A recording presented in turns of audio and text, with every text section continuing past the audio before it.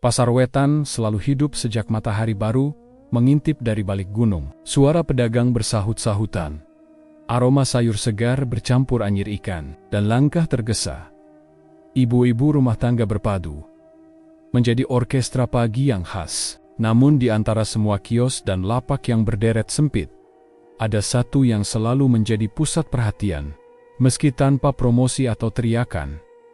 Kedai buah milik Bu Mariati. Kedai itu sederhana, hanya berukuran sekitar 3 kali 4 meter, berdinding, papan dan atap seng yang kadang berderit ditiup angin. Tapi buah-buah di sana selalu tampak lebih segar, lebih ranum, dan entah mengapa lebih menggoda. Apel merahnya mengilap seolah baru dipetik. Pisangnya tak pernah berbintik, dan mangga, harum manisnya bisa tercium, bahkan dari seberang jalan. Setiap pagi, sebelum jam 6, pembeli sudah mengantre, dan sebelum jam 9, banyak buah sudah habis. Bu Mariati sendiri bukan tipe pedagang yang cerewet. Ia tak pernah menawarkan dagangan dengan suara nyaring seperti pedagang lainnya. Duduk tenang di balik timbangan analog tua, mengenakan kebaya lusuh dan kain batik yang hampir selalu sama setiap harinya. Wajahnya bersih, tapi sorot matanya tajam dan sulit ditebak. Orang-orang bilang, kalau sudah menatap mata Bu Mariati terlalu lama, kau bisa merasa seperti tenggelam. Buahnya beda ya Bu, kata seorang pembeli baru suatu pagi. Bu Mariati hanya tersenyum kecil, tanpa menjawab. Tangannya cekatan menimbang pepaya dan membungkusnya dengan daun jati. Ia tak suka banyak bicara. Dan anehnya, para pembeli pun seolah segan bertanya terlalu jauh. Mereka cukup tahu bahwa membeli di situ berarti puas dan diam. Namun, keanehan mulai jadi bisik-bisik kecil di kalangan pedagang lain. Pasar Wetan bukan tempat asing bagi saingan bisnis. Tapi tidak ada satupun yang bisa menyaingi Bu Mariati. Bahkan saat musim buah tidak menentu dan harga melonjak, kedainya tetap penuh. Lebih aneh lagi, tak pernah ada mobil atau truk pengangkut yang terlihat mengantar stok buah ke kedainya, seolah-olah buah-buah itu muncul sendiri setiap pagi. Aku pernah coba ngintip malam-malam, bisik Udin, tukang becak yang biasa mangkal dekat gerbang pasar. Jam 2 pagi, kedai itu masih gelap.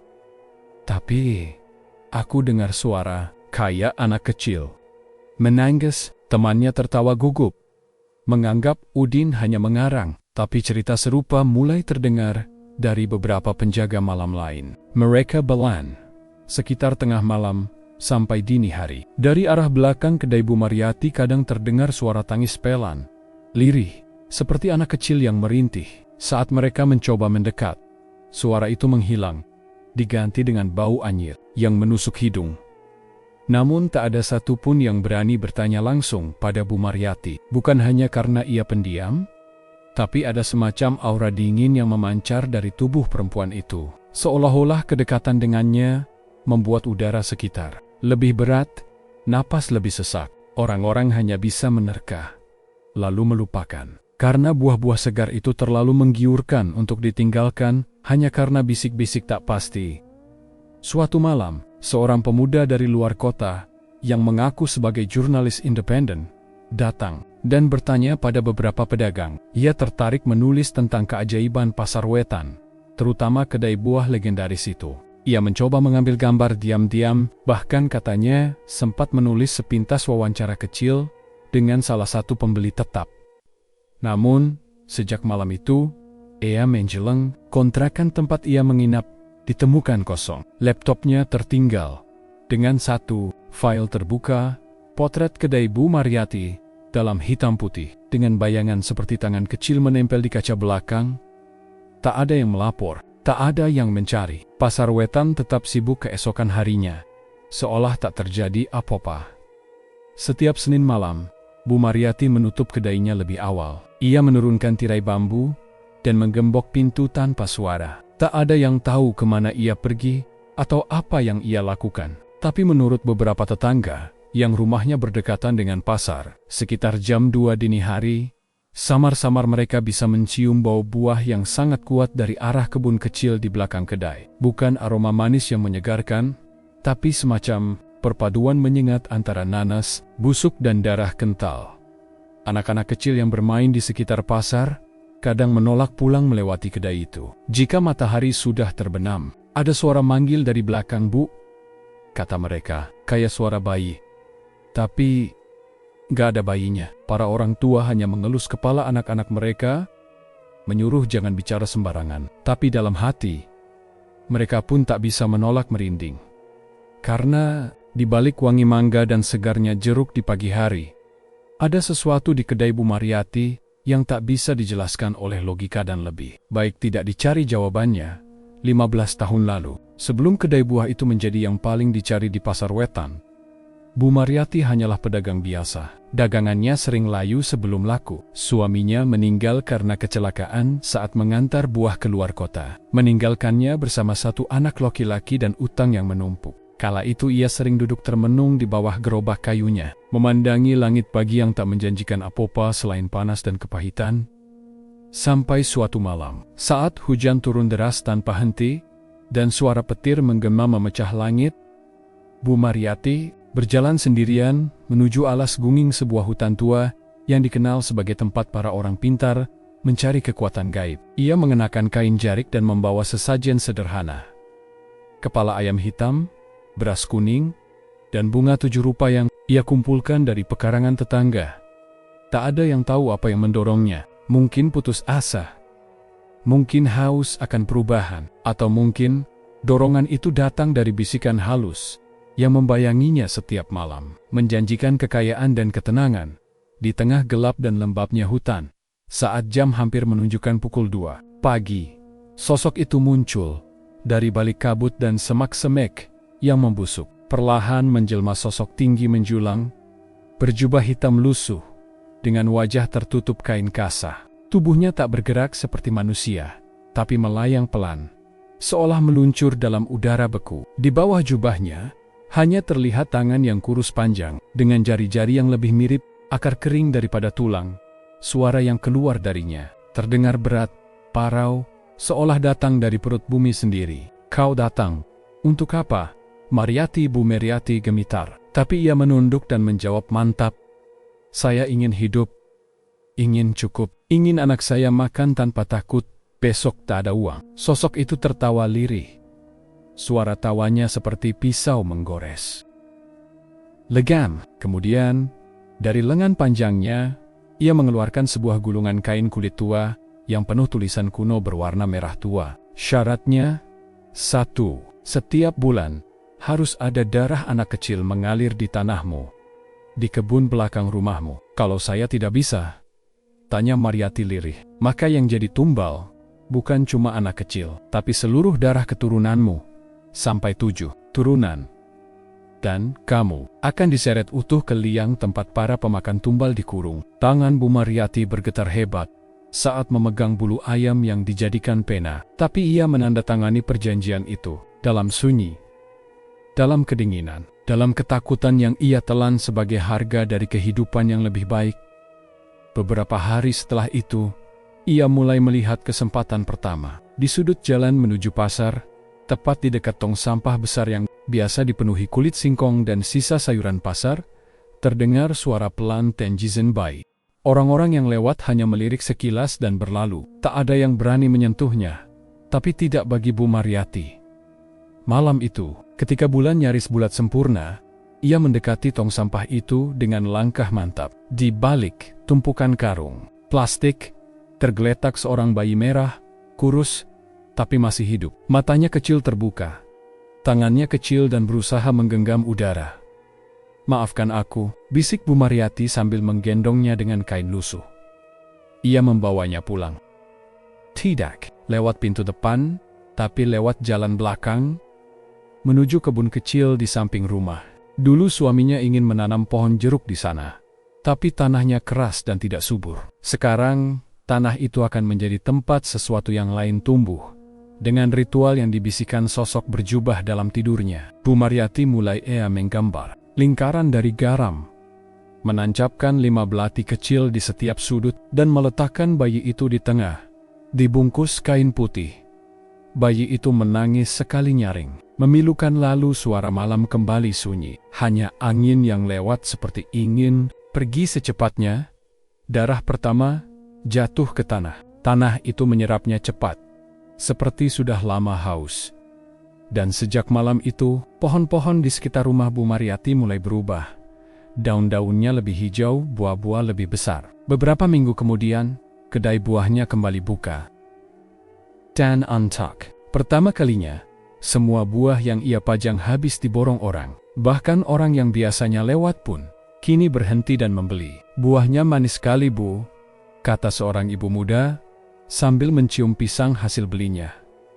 Bu Mariati hanya tersenyum, tapi senyumnya tidak sama seperti dulu. Ada sesuatu di matanya dingin, datar, dan kosong, seperti seseorang yang telah menyerahkan separuh jiwanya pada sesuatu yang tak bisa dilihat.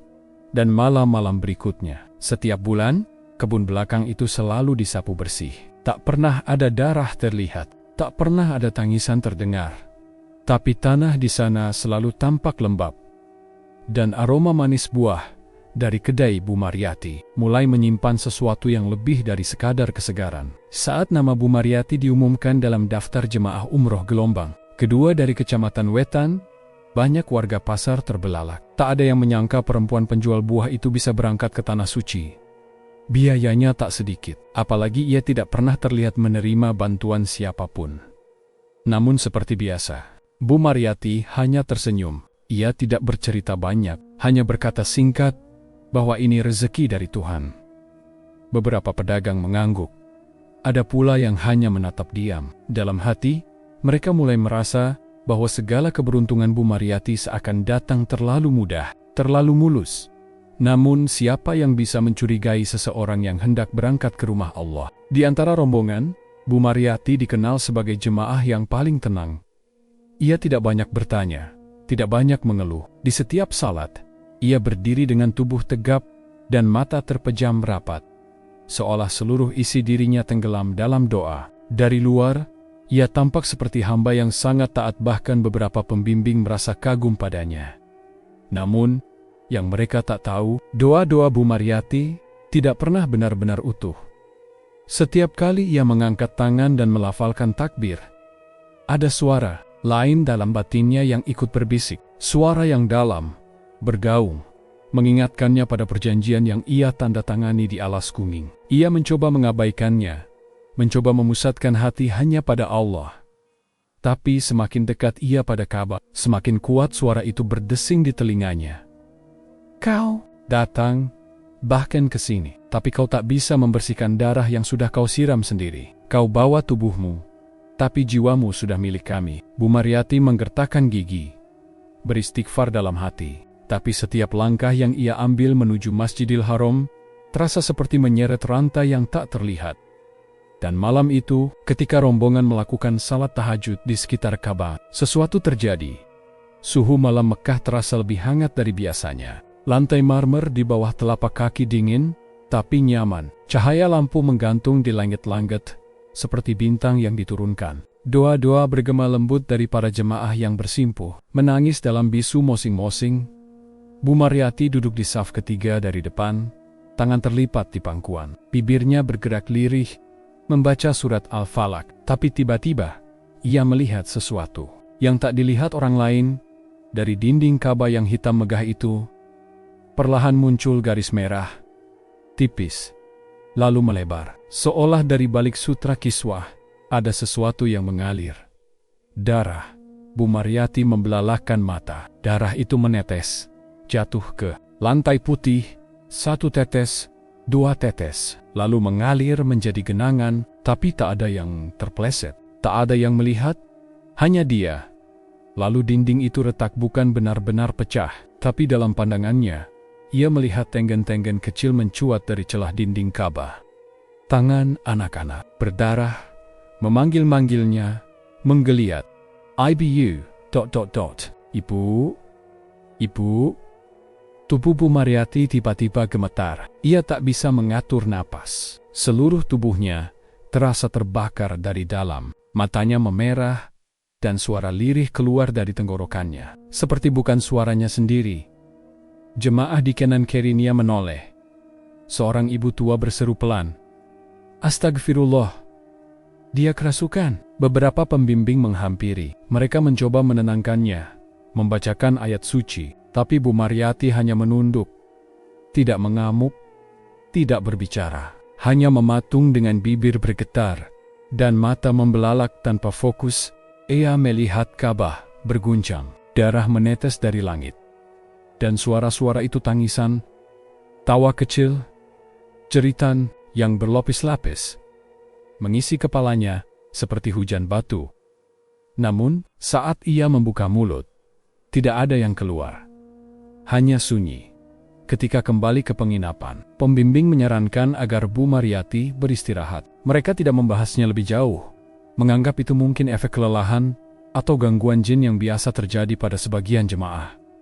Tapi dalam hati, Bu Mariati tahu, itu bukan gangguan biasa. Itu adalah peringatan. Malam-malam berikutnya di tanah suci, ia jalani dalam diam. Ia ikut setiap jadwal ibadah, tapi tak lagi berani memandang Ka'bah terlalu lama. Setiap kali ia mencoba menatap, wajah-wajah anak kecil itu muncul dalam bayangan. Kulit mereka pucat, mata mereka kosong, dan darah segar selalu menetes dari kening mereka. Dan yang paling menakutkan, ia mulai melihat dirinya sendiri di antara mereka. Dalam bayangan itu, tubuhnya mengenakan pakaian ihram, tapi dari sela kain putihnya mengalir darah seperti luka yang tak pernah kering. Malam terakhir di Mekah, saat ia duduk sendiri di pelataran masjid, suara itu kembali.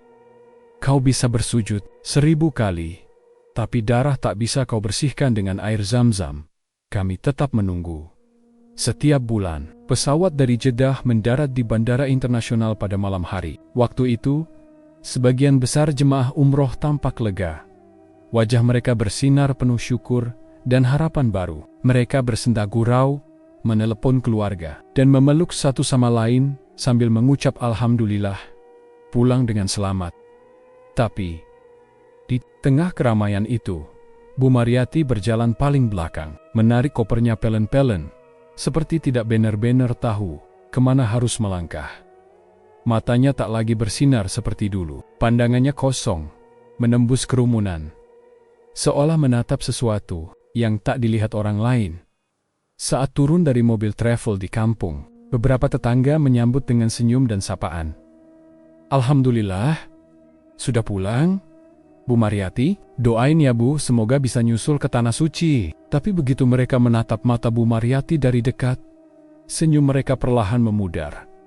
Ada yang ganjil, tatapan itu kosong, tapi terasa berat. Dan saat ia menjawab sapaan mereka dengan kata-kata lembut, suaranya seperti bergema seolah bukan hanya dia yang berbicara, tapi ada satu suara lain, lebih dalam, lebih dingin, menyusup di antara ucapan-ucapannya. Terima kasih. Semoga kalian juga menyusul. Menyusul. Gema kecil itu menggantung sejenak, lalu hilang secepat datangnya, tapi cukup untuk membuat bulu kuduk berdiri. Sejak Bu Mariati kembali, kampung tak pernah benar-benar tenang. Anak-anak mulai mengeluh mimpi buruk. Seorang ibu bercerita bahwa anaknya menangis keras tengah malam, menjerit bahwa ia melihat nenek berkebaya berdiri di pojok kamar. Wajahnya retak seperti tembok tua, dan dari matanya menetes darah hitam.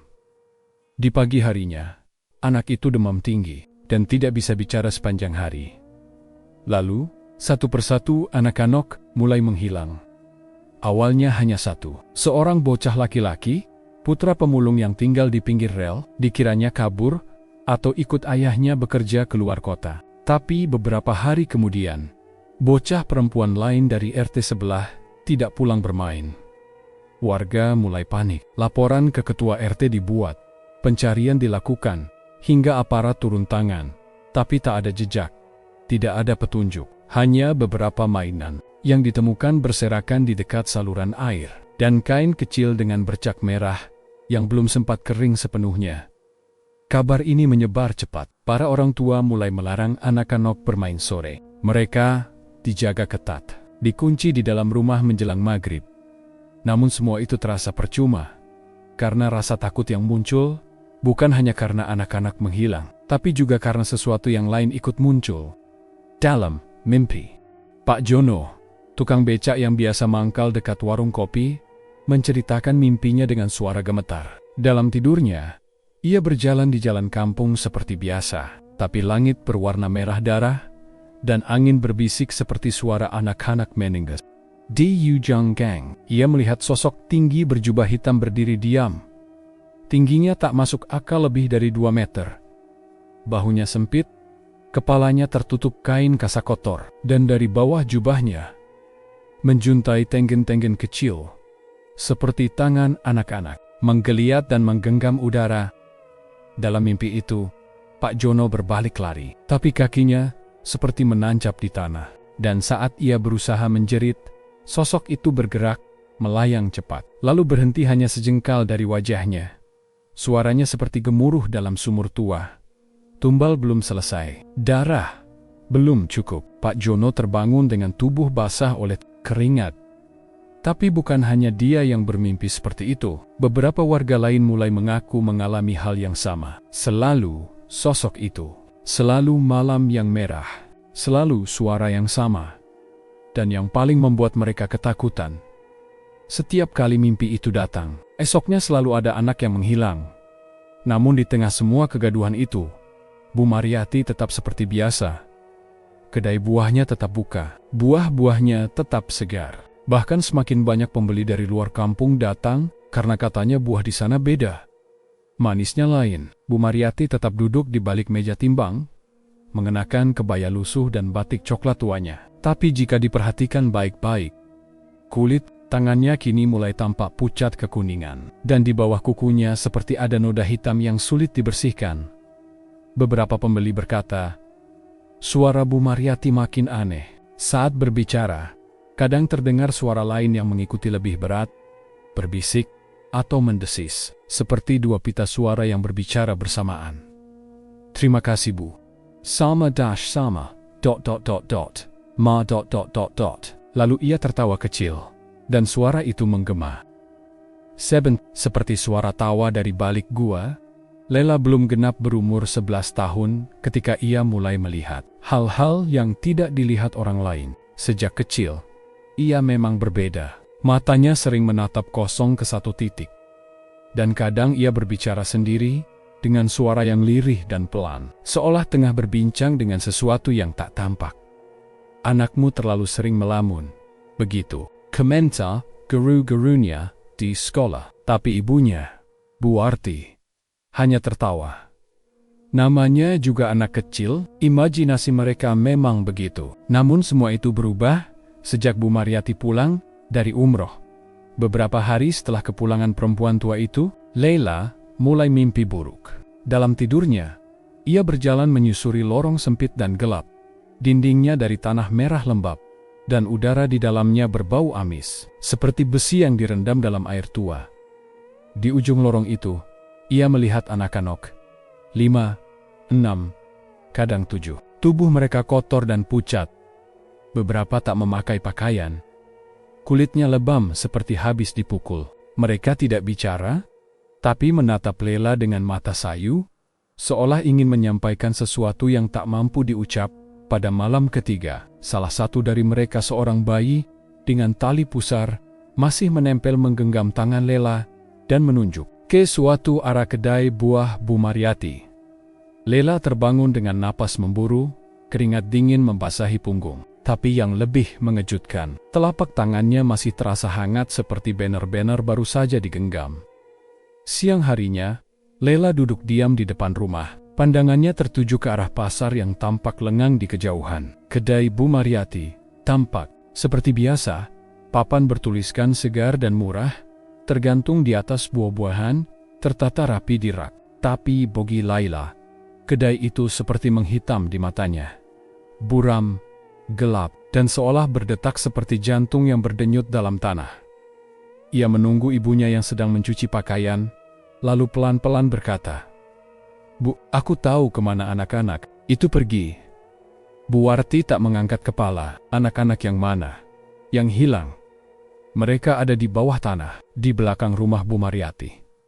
Tangan Bu Warti berhenti sejenak, matanya menyipit. Kamu lihat di mana? Dalam mimpi. Tapi bukan mimpi. Mereka tunjukkan padaku. Mereka menangis, Bu. Minta tolong. Wajah Bu Warti mengeras. Ia berdiri dan menghampiri Lela.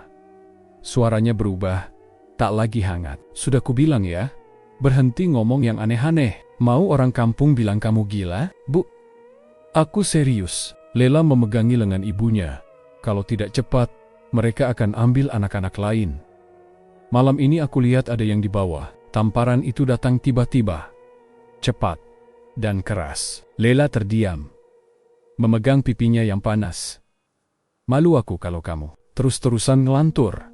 Anak kecil harusnya main, belajar, bukan nyebar cerita horor. Lela tak menjawab, tapi dalam hatinya, ia tahu apa yang dilihatnya bukan sekadar mimpi. Malam harinya, Lela kembali tertidur dalam keadaan menangis diam.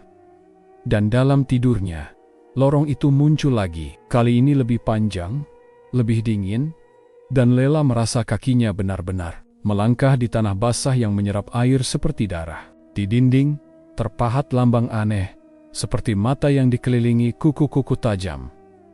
Anak-anak itu muncul lagi, tapi kali ini mereka menunjuk ke arah yang berbeda, menuju lubang kecil di ujung kebun, tersembunyi di balik semak pisang.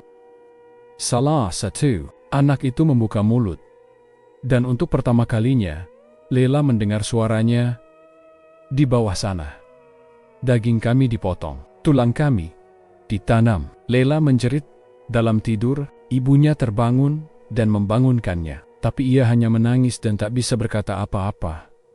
Paginya, Lela memutuskan untuk melakukan sesuatu yang tak pernah ia lakukan sebelumnya. Ia menunggu hingga ibunya pergi ke warung, lalu diam-diam mengambil buku gambar dan pensil warna. Dalam waktu 1 jam, ia menggambar peta kasar dari kebun belakang rumah Bu Mariati, lengkap dengan lubang rahasia, semak pisang, dan lingkaran tanah yang ia lihat dalam mimpinya.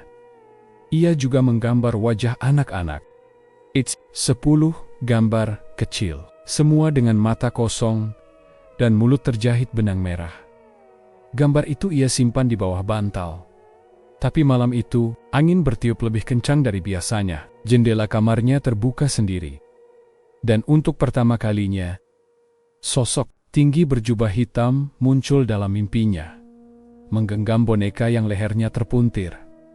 Kamu sudah lihat terlalu banyak. Lela terbangun dengan darah keluar dari hidungnya, bibirnya biru. Ibunya menjerit melihat anaknya pingsan dan membawanya ke puskesmas. Namun tak satu pun dokter bisa menjelaskan kenapa gadis itu mendadak mimisan dan kejang, padahal hasil pemeriksaannya normal. Di hari yang sama, 1 anak lagi menghilang dari kampung. Dan dari kejauhan, Lela yang kini hanya diam menatap langit-langit kamar rawat berbisik pada dirinya sendiri. Aku harus masuk ke dalam lubang itu sebelum semuanya terlambat. Pak Dirman bukan orang yang mudah kaget. Di usianya yang hampir 60, ia sudah terbiasa menghadapi hal-hal menjijikan di pekerjaannya sebagai tukang gali sumur dan perbaiki saluran. Pernah suatu kali ia menemukan bangkai tikus sekarung saat menggali di belakang pasar lama. Pernah pula, ia terjebak di lubang sempit semalaman bersama ular sawah yang bersarang. Tapi, pagi itu pagi, yang akan dikenangnya hanya sebentar, sebelum maut menjemput ada. Sesuatu yang membuat tengkuknya berdiri sejak awal, mata cangkul menancap. Warga kampung memanggilnya, karena aliran air di sisi utara pasar wetan mampet. Saluran itu berbatas langsung dengan kebun belakang rumah Bu Mariati, yang jarang disentuh siapapun. Kebun itu memang tampak terawat. Pohon pisang tumbuh rapi, tanahnya gembur, tapi tak satu pun warga pernah melihat siapa yang mencangkul atau menyiram. Semua seperti tumbuh sendiri, tanpa suara dan tanpa tangan. Pak Dirman bekerja di bawah panas. Matahari mencangkul pelan sambil menggerutu tentang akar pisang yang menyumbat saluran. Namun saat ia menancapkan linggis lebih dalam, tercium bau yang tidak biasa. Bukan bau tanah, bukan pula bau busuk biasa. Ini bau darah lama, anyir seperti besi tua yang direndam dalam air. Ia menyingkirkan beberapa batu besar, lalu menemukan mulut sumur tua tertutup daun kering dan ilalang. Lubangnya sempit, bibirnya retak-retak. Namun ketika ia menyorot ke dalam, dengan senter kecil, cahaya memantul ke sesuatu yang membuat lututnya lemas. Gumpalan rambut, banyak, panjang-panjang, dan bercak merah. Di dinding dalamnya, Tidak seperti tanah biasa warna itu menghitam, tapi bekasnya masih tampak segar di mata yang terbiasa mengenali jejak. Pak Dirman mundur. Napasnya pendek. Ia tidak berteriak, tidak pula melapor. Hanya dia menatap lubang itu selama beberapa menit. Entah kenapa, dalam hening siang bolong itu, ia merasa ada yang menatap balik dari dalam sumur. Bukan hewan, tapi sesuatu yang tahu namanya. Malamnya, Pak Dirman tak pulang. Istrinya, Bu Marni, mengira suaminya menginap di rumah adiknya di desa sebelah seperti biasanya, jika pekerjaan memakan waktu. Tapi saat subuh menjelang, warga dikejutkan oleh jeritan anak-anak yang hendak ke masjid. Pak Dirman tergantung di pohon jambu depan mushola, hanya berjarak 50 meter dari kedai Bu Mariati. Tali tambang yang digunakan adalah tali sumur masih basah dan berbau amis. Berita kematian Pak Dirman menyebar cepat, tapi seperti banyak kejadian aneh sebelumnya, warga hanya membicarakannya di warung kopi dengan suara pelan, penuh tanda tanya dan bisik-bisik. Tak ada yang berani mengaitkan langsung dengan Bu Mariati. Tidak ada yang berani menyebut nama itu keras-keras. Bu Mariati sendiri tampak biasa saja. Pagi harinya, kedai buahnya tetap buka. Ia menyusun jeruk dan semangka dengan rapi, senyumnya dingin, dan pandangannya seperti biasa kosong, mengambang. Ente kemana? Beberapa warga mengaku mendengar ia bersenandung di balik tenda kedai. Lagu anak-anak lama, tapi dengan nada yang terdengar seperti dinyanyikan dua suara sekaligus. Namun bagi beberapa orang, kejadian ini menjadi titik bangun. Termesak Laila, yang diam-diam mencatat semuanya dalam buku kecil. Sumur, gumpalan rambut, dan pesan terakhir Pak Dirman. Malam harinya, Lela kembali bermimpi. Lorong tanah yang dulu ia lihat, kini mengarah ke mulut sumur. Anak-anak korban berdiri, mengelilingi lubang itu, dan dari dalamnya, muncul tangan-tangan kecil. Meraih ke atas, seolah ingin keluar tapi tak bisa. Salah satu dari mereka, seorang anak laki-laki, dengan mata kosong dan luka bakar di wajahnya, menatap Lela dan berbisik. Dia tanam kami di sana. Setiap tetes darah menyuburkan buah, dan sekarang dia akan panen lagi. Lela terbangun dengan tubuh gemetar. Ia tahu, kematian Pak Dirman bukan yang terakhir. Dan sumur itu bukan cuma tempat pembuangan, tapi pintu ke sesuatu yang lebih gelap. Malam itu hujan turun tipis, seperti kabut yang basah. Jam menunjukkan pukul 2:10 dini hari. Saat sebagian besar warga Pasar Wetan sudah lelap, di belakang kedainya, Bu Mariati bersimpuh di atas tanah kebun yang basah, dengan tangan gemetar memegang kendi tanah liat, berisi darah kambing sebagai pembuka ritual. Di hadapannya, tergeletak tubuh kecil Bandi, anak tunawisma berusia sekitar 7 tahun yang hilang 2 hari lalu di sekitar stasiun. Tubuh Bandi diikat dengan tali sabut kelapa, matanya tertutup, bibirnya diolesi minyak kemiri hitam, sesuai petunjuk sosok pesugihan yang selama ini membimbing Bu Mariati. Ini sih menjadi tumbal ke-49, jumlah ganjil yang diyakini membuka jalan lebih besar untuk keberkahan dagang, kekayaan, dan kekebalan diri. Bu Mariati mulai membaca mantra dalam bahasa yang tidak pernah ia pahami sepenuhnya. Lidahnya bergerak otomatis, terbentuk dari puluhan malam latihan dan bisikan. Dalam mimpi, udara malam mengental. Daun-daun tak bergerak, dan suara serangga tiba-tiba lenyap seolah dunia menahan napas. Saat kendi dituangkan di tanah yang melingkari tubuh Bandi, tanah mulai bergetar pelan. Awalnya Bu Mariati mengira gempa ringan, tapi getarannya tidak menyebar. Hanya di lingkaran tanah itu, seolah ada sesuatu yang bangun dari bawah. Kemudian, tiba-tiba terdengar jeritan. Panjang, mengerikan, seperti berasal dari anak-anak, tapi juga dari sesuatu yang lebih tua, lebih purba. Jeritan itu membuat kendi di tangan Bu Mariati pecah, darah tumpah dan terciprat ke wajahnya. Bandi yang seharusnya tidak sadarkan diri mendadak terbangun. Matanya terbuka lebar dan tubuhnya bergetar hebat. Seolah roh dalam dirinya berebut keluar. Bu Mariati panik. Ia mencoba melanjutkan ritual. Berteriak-teriak menyebut nama sang sosok gaib, memohon agar diberi waktu. Namun tanah kini berguncang lebih hebat, dan dari sela-sela nia, mulai muncul asap hitam pekat, melingkar seperti ular, menyebar, dan menyentuh yujeng-yujeng daun pisang yang langsung layu seketika. Lalu, ia muncul dari balik pohon jati tua yang menghadap kebun. Bayangan tinggi besar melangkah keluar. Sosok berjubah hitam dengan wajah tertutup kain merah tua, tinggi hampir 2 meter, dan berjalan seperti mengambang. Matanya tak terlihat, tapi pandangannya terasa menusuk sampai ke sumsum tulang.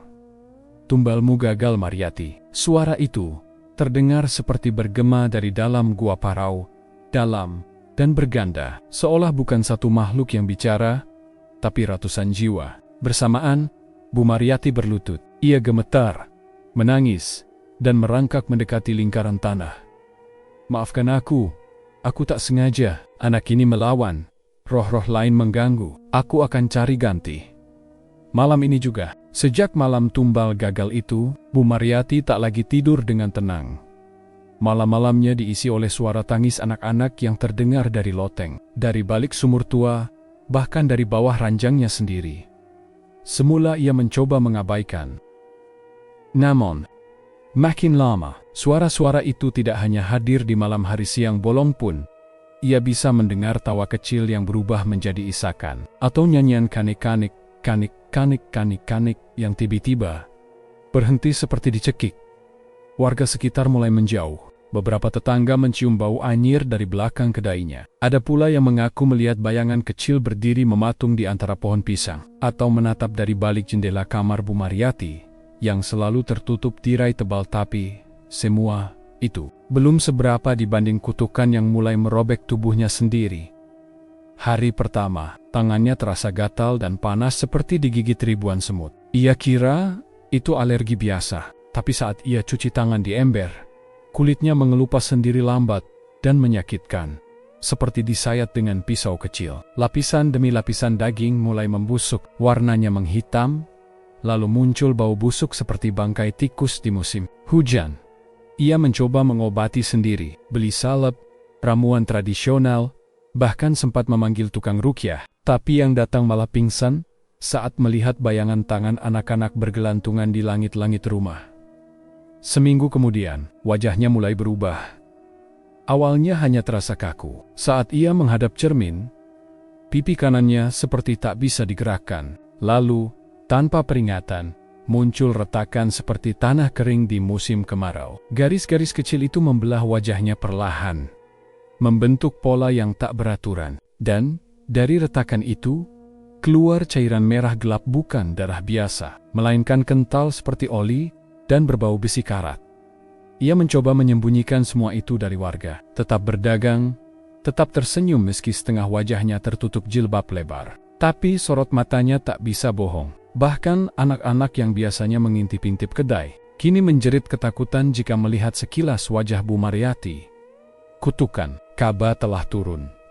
Itu yang ia dengar dari sosok pesugihan saat muncul dalam mimpinya semalam. Sang sosok tak lagi menyapa dengan wibawa. Ia datang dengan tawa mengejek. Wajahnya retak seperti tanah longsor, dan dari jubahnya keluar suara tangis bayi-bayi yang pernah dikorbankan.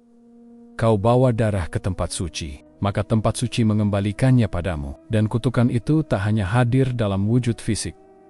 Kini, setiap kali Bu Mariyati memejamkan mata, ia melihat dirinya sendiri, tapi dalam keadaan yang mengerikan.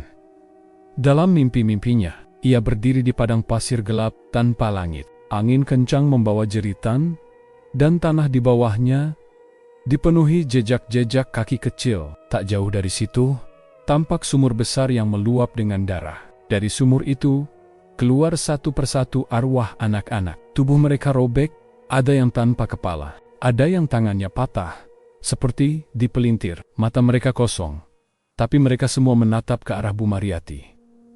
Lalu mereka merangkak pelan tapi pasti. Tangan-tangan kecil penuh darah mulai menarik ujung kakinya. Bajunya lolu tubuhnya. Ia mencoba melawan, menendang, berteriak, membaca doa-doa. Tapi setiap ayat yang ia ucapkan berubah menjadi tawa suara, tawa dirinya sendiri, mencemooh dalam gema yang tak berujung. Akhirnya, ia diseret. Tubuhnya dihentik-hentakan ke batu tajam. Darahnya mengalir ke pasir yang haus. dan sumur itu makin meluap. Dalam kesakitan, ia melihat dari kejauhan dirinya sendiri yang lain, yang utuh, yang masih berdiri, hanya menonton dan tersenyum. Dingin. Itu bukan aku, Bu Mariati selalu berbisik lirih saat terbangun. Tapi suara itu terdengar begitu nyata. Makin sering ia melihat bayangan dirinya yang lain itu diam, mengawasi, dan setiap kali lebih dekat dari sebelumnya. Suatu malam, ia mendapati tubuhnya sendiri bergerak tanpa ia sadari. Ia berjalan ke belakang kedai, melewati kebun yang kini mati, menuju sumur tua. Ia membawa mangkuk kuning, mangkuk ritual yang biasa ia gunakan untuk darah tumbal. Tapi ia tak sadar mengambilnya. Dan di sana, di depan sumur itu, anak-anak itu sudah menunggu. Mereka duduk melingkar, senyap, tubuh mereka transparan. Tapi, setiap wajah bisa dikenali oleh Bu Mariati. Anak tukang becak, anak pemulang, bahkan bayi pertama yang ia ambil dari tong sampah di awal perjanjian, anak-anak itu tak berbicara. Tapi saat Bu Mariati mendekat, mereka mengangkat tangan kecil mereka, menunjuk ke arahnya serentak, dan suara mereka datang tidak dari mulut, tapi dari dalam kepalanya. Giliranmu, giliranmu, giliranmu. Bu Mariati terjatuh, mangkuk kuning pecah di tanah. Tangan-tangan itu kembali meraih. Tapi kali ini, ia tidak bangun dari mimpi. Ini bukan penglihatan, ini nyata. Dan ketika ia berteriak, ada satupun warga yang mendengar. Karena suara itu terjebak di dalam tanah. Bersama semua jeritan yang selama ini ia kubur, desas-desus tentang Bu Mariati, yang bersekutu dengan kekuatan gelap, akhirnya tak lagi hanya sebatas bisik-bisik. Setelah kematian Pak Dirman, dan kejadian-kejadian aneh yang menimpa warga sekitar Pasar Wetan, ketakutan berubah menjadi kemarahan, terutama setelah anak-anak kembali hilang dalam selang waktu beberapa minggu. Tidak ada yang tahu kemana mereka pergi, tapi semua curiga ke satu arah. Kedai buah paling laris itu. Semua berubah ketika Rehan, anak bungsu Bu Mariati dari pernikahan keduanya, yang sudah lama tinggal di kota lain, pulang ke kampung. Wajah Rehan terlihat pucat. Ia datang tak lama setelah mendengar kabar ibunya sakit parah. Namun begitu sampai di rumah, ia tidak langsung menjenguk ibunya yang terbaring di kamar. Rehan justru masuk ke gudang belakang dan membawa sesuatu dalam sebuah kardus besar. Benda itu kemudian ia bawa ke rumah Pak RW, meminta semua tokoh kampung berkumpul. "Ini harus kalian lihat," ujar Rehan dengan suara bergetar. Ia menyalakan laptop tua, memasang kabel HDMI ke televisi ruang tamu. Di layar, tampak rekaman dari kamera pengawas tersembunyi. Rehan mengaku memasangnya diam-diam 3 bulan lalu setelah mendengar suara-suara aneh saat pulang sebentar ke rumah. Ia tidak yakin waktu itu, tapi sesuatu di rumah itu membuatnya resah. Dan, kini, keraguan itu berubah jadi bukti. Rekaman pertama menunjukkan kedai Bu Mariati dari sudut sempit di dapur. Waktu menunjukkan sekitar pukul 2 dini hari. Lampu redup, tapi cukup untuk menangkap sosok ibunya, sedang menyeret sesuatu seorang anak kecil, pingsan, mulut disumpal kain. Bu Mariati membawanya ke balik lemari, lalu membuka semacam pintu rahasia ke ruang bawah tanah. "Lanjutkan," ujar Pak RW dengan suara menegang. Rehan memutar rekaman berikutnya. Kali ini, kamera lain yang ia sembunyikan di dinding luar menyorot kebun belakang. Tampak jelas Bu Mariati berdiri dalam lingkaran tanah. Tubuhnya gemetar. Mulutnya membaca sesuatu yang tidak bisa dikenali. Di sekelilingnya, tergambar simbol-simbol aneh, dan dari tangannya darah mengalir menetes ke dalam mangkuk kuning. Di detik terakhir rekaman, muncul bayangan tinggi besar di belakangnya. Tidak sepenuhnya jelas, tapi seperti sosok berjubah dengan wajah kosong. Anak-anak korban disebut-sebut muncul dalam bentuk samar di sekelilingnya. Ada tangisan, lalu gambar mendadak bergetar dan mati. Ruangan hening. Beberapa warga mulai menitikan air mata, marah, muak. Salah satu ibu langsung memukul meja. "Kita harus hancurkan kedai itu. Malam ini juga." Dan malam itu, api menyala di Pasar Wetan. Ratusan warga berkumpul. Mereka tidak membawa bensin atau minyak tanah. Mereka hanya membawa keyakinan bahwa tempat itu tak boleh ada lagi. Beberapa membawa obor. Sebagian lainnya memanjatkan doa-doa. Kedai buah Bu Mariati Tempat yang pernah paling ramai dan dicemburui, kini tinggal arang. Tapi yang paling aneh bukan itu. Saat warga datang menjemput Bu Mariati dari rumahnya untuk dibawa ke balai desa, ia tidak melawan. Ia duduk di kursi rotan, wajahnya retak seperti topeng tanah liat yang siap pecah. Yang keluar dari mulutnya hanya satu kalimat, diulang-ulang dengan lirih. Mereka sudah menjemputku. Mereka sudah menjemputku. Rehan menangis di sudut ruangan. Ia tak menyangka, ibunya yang selama ini rajin ibadah, sering memberi sedekah, ternyata menyimpan iblis dalam kebun belakang rumahnya. Saat ditahan di ruang karantina desa sebuah bangunan tua yang dulunya gudang logistik Bu Mariati tidak berbicara. Lagi, ia hanya menatap ke langit-langit, terkadang tersenyum sendiri. 3 malam ia di sana. Di malam keempat, terdengar jeritan pendek. Lalu suara benda jatuh. Warga yang berjaga masuk bersama Pak RW dan beberapa tokoh masyarakat yang mereka temukan, membuat semua mundur terkejut. Tubuh Bu Mariati hangus seperti dibakar. Seluruh kulitnya menghitam dan mengelupas. Namun tidak ada api, tidak ada tanda-tanda kebakaran, tak ada abu. Bahkan lantai tempat ia terbaring tetap dingin. Yang lebih mengerikan, matanya terbuka. Bola matanya meleleh seperti lilin dan dari sela-sela giginya keluar asap tipis berbau daging terbakar. Di dinding belakang tempat ia bersandar, tergurat sebuah tulisan dengan darah kering. Aku tidak mati. Aku hanya berpindah wadah. Warga terdiam. Sebagian berdoa, sebagian lainnya menangis. Tak ada yang tahu apa maksud tulisan itu. Di akhir kisah, Lela menatap rumah itu dari kejauhan. Hatinya menjerit, tapi mulutnya terkunci. Ia hanya bisa berdoa agar anak-anak yang hilang tak lagi menderita. Tapi dalam sudut matanya, ia melihat bayangan kecil berdiri di jendela atas rumah Bu Mariati. Anak itu menangis, dan di belakangnya, sosok tinggi berjubah hitam perlahan menoleh ke arah Lela. Tersenyum.